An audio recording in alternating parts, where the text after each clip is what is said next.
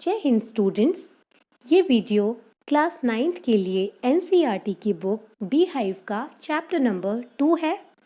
Chapter number 2 यानी कि the sound of music खुद 2 पार्ट्स में है, जिसमें पहला पार्ट है Evelyn Glennie listens to sound without hearing it और दूसरा पार्ट है the shehnai of Bismillah Khan.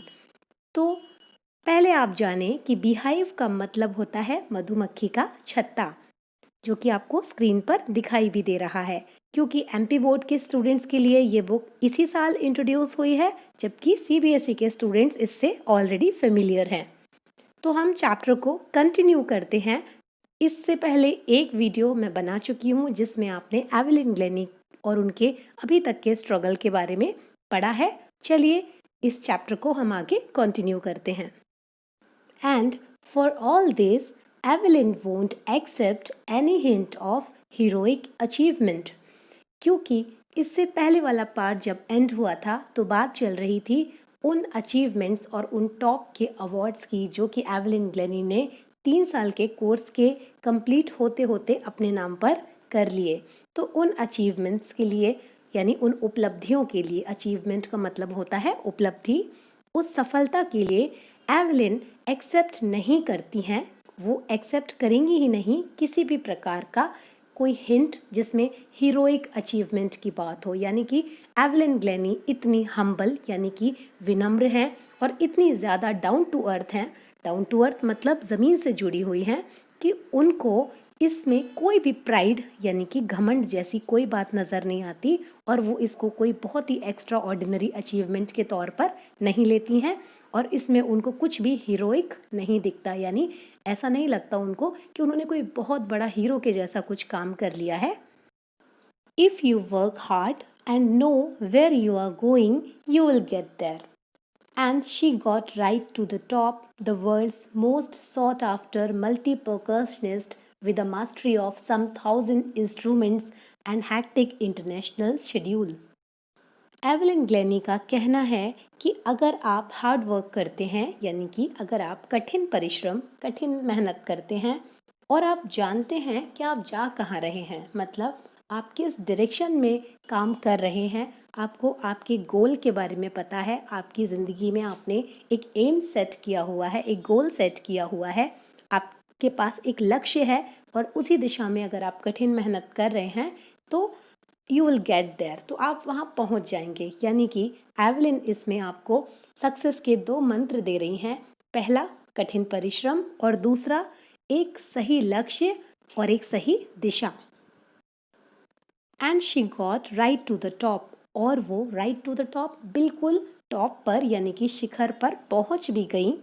The world's most sought after multipercussionist, वो दुनिया की सबसे ज़्यादा सॉट आफ्टर मतलब जिनसे लोग जुड़ना चाहते हैं, जिनसे लोग मिलना चाहते हैं, जैसे लोग बनना चाहते हैं, मतलब एवलिन की तरफ लोग देखते हैं और वो सबसे ज़्यादा फेमस और सबसे ज़्यादा उन्होंने जो नाम कमाया है, जो सक्सेस कमाई है, वो इस प्रकार की मल्टी परकशनिस्ट बनी है। मल्टी परकशनिस्ट इसलिए क्योंकि वो एक परकशन इंस्ट्रूमेंट नहीं बजाती हैं, बल्कि कई सारे, अगर देखें तो with a mastery of some 1,000 instruments, उनकी कुछ हज़ार इंस्ट्रूमेंट्स पर मास्टरी है।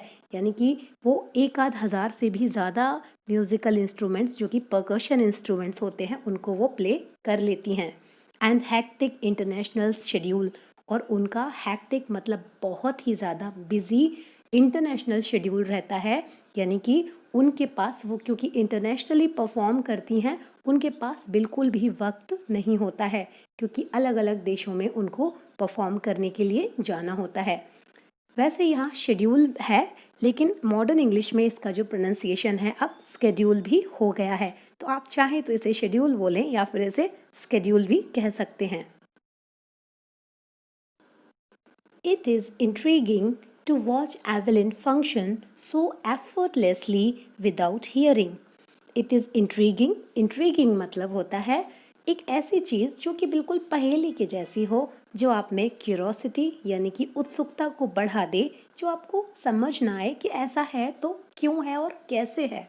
तो बड़ा ही इंट्रिगिंग यानी बहुत ही ज़्यादा असाधारण रूप से रोचक और कंफ्यूजिंग है देखना एवलिन को फंक्शन सो एफर्टलेसली मतलब बिना प्रयासों के, यानी कि बिल्कुल स्मूथ, यानी वो कोई कोशिश नहीं कर रही हैं, परेशान नहीं हो रही हैं उस काम को करने में, बिना सुने हुए भी, विदाउट हियरिंग मतलब बिना सुने हुए भी, फंक्शन मतलब काम करते देखना। अब काम आप जानते हैं उनका काम है वही परकशन इंस्ट्रूमेंट्स को बजाना। तो जब वो परकशन इंस्ट्रूमेंट्स को बजाती हैं तो उस वक्त जब उनको देखो तो वो बिल्कुल एफर्टलेसली फंक्शन कर रही होती हैं, यानी कि कोई प्रयास नहीं कर रही होती हैं और एकदम एकदम स्मूथली वो उनको परफेक्टली बजा रही होती हैं। और ऐसा देखना बड़ा ही फैसिनेटिंग होता है, यानी कि क्यूरोसिटी बढ़ाता है, उत्सुकता को बढ़ाता है और पहेली के जैसा लगता है। In our 2 hour discussion she never missed a word. अब जो इस चैप्टर की राइटर हैं उन्होंने जब उनका इंटरव्यू लिया एवलिन का, तो वो 2 घंटे तक इंटरव्यू चला।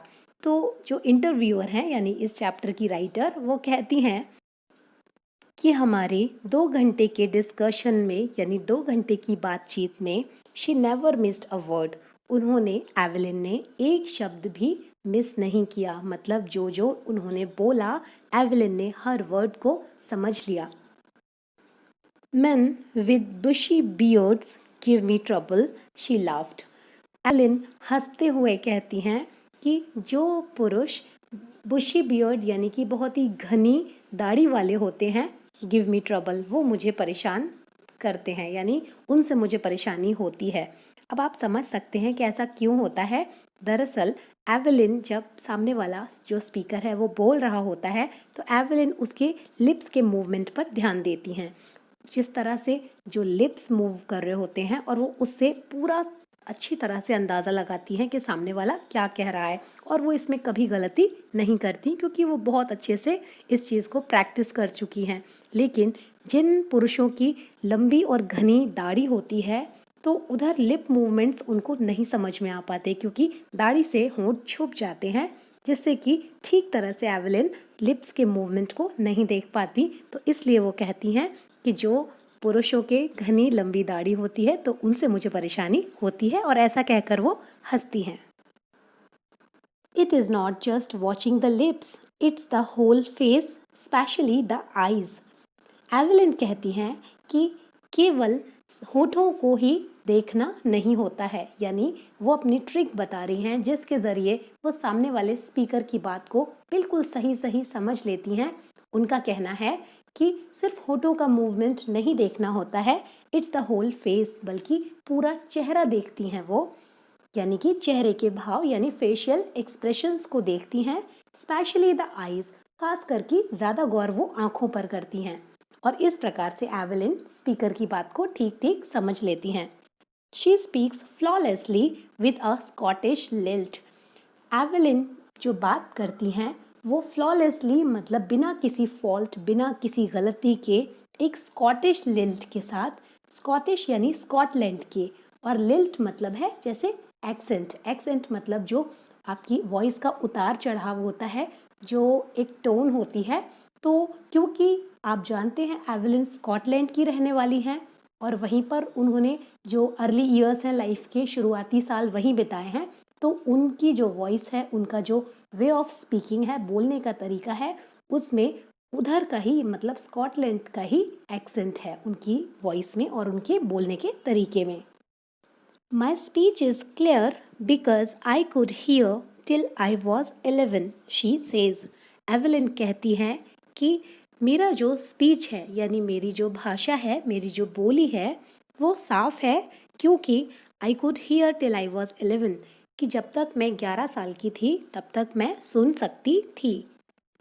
तो आप समझ ही गए होंगे क्योंकि 11 साल की उम्र तक एवलिन ने भाषा को सुना है तो सीखा और समझा भी है, इसलिए वो सुन अब नहीं पा रही हैं लेकिन बोल स्पष्ट सकती हैं। But that doesn't explain how she managed to learn French and master basic Japanese. लेकिन ये बात फिर भी इस बात की व्याख्या नहीं कर पाती है कि कैसे उन्होंने मैनेज किया, यानी कि उन्होंने किस तरह से फ्रेंच को बोलना और बेसिक जापानीज़, जो शुरुआती जो जापानीज़ है, ये दोनों भाषाएं उन्होंने बहरे होने के बाद सीखी हैं। तो ये बात तो समझ में आती है कि स्पष्ट बोल पाती हैं वो, क्योंकि उन्होंने 11 साल की उम्र तक वो भाषा सुनी है और समझी है। लेकिन बहरे होने के बाद उन्होंने फ्रेंच कैसे सीख ली, कैसे उन्होंने शुरुआती जापानीज लैंग्वेज को इतनी अच्छी तरह से सीख लिया, ये बात समझ नहीं आती। As for music, she explains, it pours in through every part of my body. तो जहाँ तक म्यूज़िक की बात है, एवलिन एक्सप्लेन करती हैं, एवलिन समझाती हैं कि it pores in through every part of my body, मतलब मेरे शरीर के हर हिस्से में जो संगीत है वो, अब पोर मतलब वैसे उड़ेलना होता है, लेकिन यहाँ पोर का मतलब उड़ेलना नहीं है बल्कि समझना है, यानी कि एवलिन को संगीत उनके शरीर के हर हिस्से में समझ आता है, महसूस होता है। It tingles in the skin, my cheek bones and even in my hair. ये टिंगल करता है, यानी संगीत की जो ध्वनि होती है वो टिंगल करती है, मतलब एक शार्प सी प्रिकलिंग सेंसेशन, जो चुभन जैसी वो उनको महसूस होती है उनकी स्किन में, उनकी चीक बोन्स में, यानी उनकी त्वचा में, उनकी जो गालों की हड्डियां हैं उनमें, और यहाँ तक कि उनके बालों में भी उनको वो सेंसेशन, जो संगीत की धुन होती है, जो वाइब्रेशंस होते हैं, कंपन होते हैं, वो उनको हर पार्ट में बॉडी में महसूस होते हैं। When she plays the xylophone, she can sense the sound passing up the stick into her fingertips. जब वो ज़ाइलोफ़ोन को प्ले करती हैं, यानी जब वो ज़ाइलोफ़ोन बजाती हैं, तो वो उस साउंड को जो प्रोड्यूस होती है ज़ाइलोफ़ोन से, उस ध्वनि को, उस आवाज़ को, वो स्टिक, क्योंकि वो स्टिक से बजाया जाता है, उस स्टिक से गुज़रते हुए अपनी फिंगर टिप्स यानी अपनी उंगलियों के आगे वाले हिस्सों तक आता हुआ, गुज़रता हुआ महसूस करती हैं। मतलब उन्हें महसूस होता है कि ज़ाइलोफ़ोन से जो साउंड निकल रही है वो उस स्टिक से निकलकर उनकी उंगलियों तक गुज़र रही है, और इतनी ये माइन्यूट जो चीज़ है उसको भी वो सेंस कर लेती हैं। By leaning against the drums, she can feel the resonances flowing into her body. जब वो ड्रम बजाती हैं, तो जब वो ड्रम्स की ओर झुकती हैं तो वो फील कर पाती हैं उन रेजोनेंसेस को। रेजोनेंस मतलब जब साउंड इको करती है, यानी कि जब ध्वनि गूंजती है, तो उन गूंजों को भी वो अपनी बॉडी में बहता हुआ महसूस कर लेती हैं। On a wooden platform, she removes her shoes so that the vibrations pass through her bare feet and up her legs. जब एवलिन परफॉर्म करती हैं तो वो एक वुडन प्लेटफॉर्म पर परफॉर्म करती हैं, मतलब उनको हमेशा जब जब परफॉर्मेंसेस देनी होती हैं तो जो स्टेज होती है वो प्लेटफॉर्म हमेशा लकड़ी का होता है, और वो अपने शूज़ को रिमूव कर देती हैं, मतलब अपने जो फुटवेयर होते हैं, जूते सैंडल, वो उतार देती हैं, जिससे कि जो वाइब्रेशंस हैं, जो भी म्यूज़िकल इंस्ट्रूमेंट वो उस समय प्ले कर रही होती हैं, और उससे जो कंपन निकल रहे होते हैं, उन ध्वनियों को, उन कंपनों को, ताकि उनके बेयर फीट, यानी कि जब वो नंगे पाँव हैं तो उन नंगे पाँव से उनके पैरों में ऊपर की तरफ वो कंपन जाएं। इस कारण से वो जूते चप्पल मतलब पहन कर परफॉर्म नहीं करती, वुडन प्लेटफॉर्म पर यानी लकड़ी के स्टेज पर वो नंगे पाँव ही परफॉर्म करती हैं। Not surprisingly, Evelyn delights her audiences. तो ये आश्चर्य की बात नहीं है कि एवलिन अपनी जो ऑडियंस होती है, यानी कि जो दर्शक होते हैं, जो श्रोतागण, यानी कि जो सुनने वाले लोग आते हैं उनकी परफॉर्मेंसेस को देखने और सुनने, तो उनको वो हमेशा डिलाइट करती हैं, यानी उनको जो व्यूअर्स हैं, जो ऑडियंसेस हैं, उनको एवलिन की परफॉर्मेंस हमेशा प्लेजेंट लगती है और वो उसको एंजॉय करते हैं, आनंद प्राप्त करते हैं। In 1991, she was presented with the Royal Philharmonic Society's prestigious Soloist of the Year Award. तो 1991 में उनको ये जो रॉयल फिलहार्मोनिक सोसाइटी का जो सबसे ज़्यादा प्रतिष्ठित सम्मान है, जो प्रतिष्ठित पुरस्कार है, soloist of the year. Soloist मतलब जो सिंगल परफॉर्मेंस देता है, यानी कि ऑर्केस्ट्रा या बैंड के साथ परफॉर्म नहीं करता बल्कि खुद अकेला स्टेज पर परफॉर्म करता है। तो साल का सबसे बड़ा सोलोइस्ट वो अवार्ड एवलिन को 1991 में दिया गया। Says master percussionist James Blades, God may have taken her hearing, but he has given her back something extraordinary. तो ये जो मास्टर परकशनिस्ट हैं जेम्स ब्लेड्स, यानी कि सीनियर परकशनिस्ट हैं ये जेम्स ब्लेड्स, इन्हीं के वो शब्द हैं जो आपने चैप्टर के बिल्कुल शुरुआत में पढ़े थे कि भले ही भगवान ने एवलिन से उसकी सुनने की क्षमता ले ली है, लेकिन उसको एक असाधारण चीज़ वापस बदले में दे दी है। What we hear, she feels far more deeply than any of us. That is why she expresses music so beautifully. तो जो हम सुनते हैं एवलिन महसूस करती है और बहुत ही ज़्यादा गहराई से, जितना कि हम में से कोई भी कर सकेगा। यानी जितना गहराई से हम लोग सुनते हैं उससे कहीं ज़्यादा गहराई से एवलिन महसूस कर लेती है। और यही कारण है कि संगीत को वो इतनी खूबसूरती के साथ एक्सप्रेस यानी कि प्रकट कर पाती है। Evelyn confesses that she is something of a workaholic. Evelyn खुद ये कन्फेस करती हैं, यानी कि इस बात को मानती हैं, स्वीकार करती हैं कि वो कुछ वर्कaholic मतलब ऐसा व्यक्ति जो काम के बिना रह ही ना पाए, जिसको काम करने की लत हो और बिना काम किए जिसको सुकून ना मिले।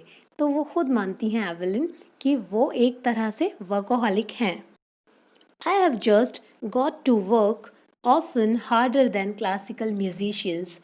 एवलिन कहती हैं कि उनको जो क्लासिकल म्यूजिशियंस हैं, उनके समय के कंटेम्प्रेरी जो उनके साथ के म्यूजिशियंस हैं, उनसे कहीं ज़्यादा कठिन मेहनत और ज़्यादा कठिन परिश्रम उनको करना पड़ा है और वो करती भी हैं। But the rewards are enormous. लेकिन जो रिवॉर्ड्स मिलते हैं, यानी जो पुरस्कार, जो रिकग्निशन, यानी कि जो लोग उनको जो पॉपुलैरिटी मिलती है, जो सक्सेस मिलती है, तो इस कठिन परिश्रम के बाद जो पुरस्कार मिलते हैं वो भी एनॉर्मस मतलब बहुत ही ज़्यादा बड़े हैं। Apart from the regular concerts, Evelyn also gives free concerts in prisons and hospitals. तो आप जैसा कि जानते हैं कि एवलिन कॉन्सर्ट्स करती हैं। कॉन्सर्ट्स मतलब जब वो स्टेज पर परफॉर्म करती हैं, जो प्रोग्राम होता है उसे कॉन्सर्ट कहेंगे। तो वो कॉन्सर्ट्स तो करती ही हैं, लेकिन इसके अलावा वो जेलों में, प्रिजन मतलब जेल, और हॉस्पिटल्स में भी फ्री कॉन्सर्ट्स भी करती हैं, मतलब जिसके लिए वो कुछ चार्ज नहीं करती। She also gives high priority to classes for young musicians. और वो हाई प्रायोरिटी मतलब उच्च प्राथमिकता देती हैं, मतलब ये इम्पोर्टेंस देती हैं वो उस बात को कि वो जो छोटे छोटे म्यूजिशियंस होते हैं, यानी जो एस्पायरेंट म्यूजिशियंस होते हैं, जो संगीत में अपना करियर बनाना चाहते हैं, जो संगीत सीखना चाहते हैं, उनको भी वो क्लासेस देती हैं. Ann Richlin of the Beethoven fund for deaf children says she is a shining inspiration for deaf children. They see that there is nowhere that they cannot go. तो एन रिचलिन है, ये Beethoven fund for deaf children, ये एक society है, एक organisation है। तो उसकी जो डायरेक्टर हैं एन रिचलिन, वो कहती हैं एवलिन के बारे में कि वो एक शाइनिंग इंस्पिरेशन है। एवलिन जो डेफ चिल्ड्रन यानी बहरे बच्चे हैं, उनके लिए एक चमकती हुई प्रेरणा है। और बच्चे देखते हैं तो वो सीखते हैं कि ऐसी कोई जगह नहीं है, नोवेयर मतलब कोई जगह ऐसी नहीं है जहाँ की वो नहीं जा सकते। क्योंकि एवलिन की लाइफ को देखकर बहरे बच्चे ये सीख लेते हैं कि अगर एवलिन कर सकती हैं तो उनके लिए भी कोई भी लक्ष्य ऐसा नहीं है जहाँ तक ना पहुँचा जा सके, जिसे प्राप्त ना किया जा सके। Evelyn Glennie has already accomplished more than most people twice her age. Evelyn Glennie की उम्र के जो दुगनी उम्र के लोग हैं, यानी जो एवलिन ग्लेनी से उतने बड़े हैं जितनी कि उनकी उम्र है, उससे भी डबल एज वाले जो लोग हैं, जितना उन्होंने आज तक अकम्प्लिश किया है, मतलब जितना उन्होंने अचीव किया है, जितनी उपलब्धियां उनको हासिल हुई हैं, उससे कहीं ज़्यादा अकम्प्लिश एवलिन ग्लेनी कर चुकी हैं, यानी उससे ज़्यादा सक्सेस यानी सफलता, उससे ज़्यादा पॉपुलैरिटी, उससे ज़्यादा प्रसिद्धि एवेलिन ऑलरेडी ही कमा चुकी हैं। She has brought percussion to the front of the orchestra and demonstrated that it can be very moving. आपने देखा होगा कि जो स्टेज पर जब परफॉर्मेंस होती है तो जो ऑर्केस्ट्रा होती है, जो परकशन इंस्ट्रूमेंट्स होते हैं जैसे ड्रम, जाइलोफोन या कोई और भी इंस्ट्रूमेंट्स, तो ये म्यूज़िकल इंस्ट्रूमेंट्स या तो स्टेज के बैक एंड पर रखे जाते हैं यानी स्टेज के बिल्कुल पीछे की तरफ, या फिर साइड से रख दिए जाते हैं। लेकिन एवेलिन जब परफॉर्म करती हैं तो वो पूरी ऑर्केस्ट्रा को स्टेज के सेंटर में रखती हैं और सेंटर में आकर परफॉर्म करती हैं। तो एवेलिन ने डेमोन्स्ट्रेट किया है, एवेलिन ने करके दिखाया है और ये लोगों को बताया है कि ये जो ऑर्केस्ट्रा है ये कितनी मूविंग हो सकती है। यानी ऐसा नहीं है कि ऑर्केस्ट्रा की जगह स्टेज के पीछे या साइड में है, ऑर्केस्ट्रा इतनी इम्पॉर्टेंट भी हो सकती है कि जो ऑडियंसेस हैं, जो उनको देखने आए हैं, वो उसको सेंटर में देखना पसंद करें और एंजॉय करें। तो इसलिए कहा गया है कि एवेलिन जो है वो परकशन को बिल्कुल स्टेज के फ्रंट में लेकर आई हैं, आगे लेकर आई हैं। She has given inspiration to those who are handicapped, people who look to her and say, if she can do it, I can. And not the least, she has given enormous pleasure to millions. Evelyn ने inspiration दी है यानी प्रेरणा दी है उन लोगों को जो कि handicapped हैं यानी कि विकलांग हैं। लोग उनकी तरफ देखते हैं, मतलब जो लोग एवेलिन को देखते हैं तो कहते हैं कि यदि ये कर सकती हैं यानी यदि एवेलिन कर सकती हैं तो आई कैन, मैं भी कर सकता हूँ। एंड नॉट द लीस्ट, और यही नहीं है, मतलब ये भी कोई कम बात नहीं है कि एवेलिन ने एनॉर्मस प्लेजर यानी बहुत ही ज़्यादा आनंद दिया है टू मिलियंस, लाखों लोगों को, क्योंकि लाखों लोग एवेलिन की परफॉर्मेंस देखने दूर दूर से आते हैं और उनकी परफॉर्मेंसेस को एंजॉय करते हैं। तो न केवल एवेलिन ने जो विकलांग लोग हैं उनको प्रेरणा दी है, बल्कि लाखों लोगों को बहुत ही ज़्यादा आनंद भी अपनी परफॉर्मेंसेस के द्वारा दिया है। और स्टूडेंट्स, यहाँ हमारा इतना इंस्पिरेशनल ये जो चैप्टर था ये कंप्लीट हो जाता है। डेब्रा कॉले ये ऑथर का नाम है जिन्होंने इस चैप्टर को लिखा है और इन्होंने ही एवेलिन का इंटरव्यू किया था। तो स्टूडेंट्स, मुझे तो ये चैप्टर बहुत ही ज़्यादा इंस्पिरेशनल लगा। इवन आज भी मुझे इसको पढ़ने के बाद ये रियलाइज़ हुआ कि शायद मुझे कुछ और बेहतर लाइफ में करना चाहिए। आई होप आपको भी ऐसा ही कुछ फील हुआ होगा। Keep learning, keep growing. Good luck. Jai Hind.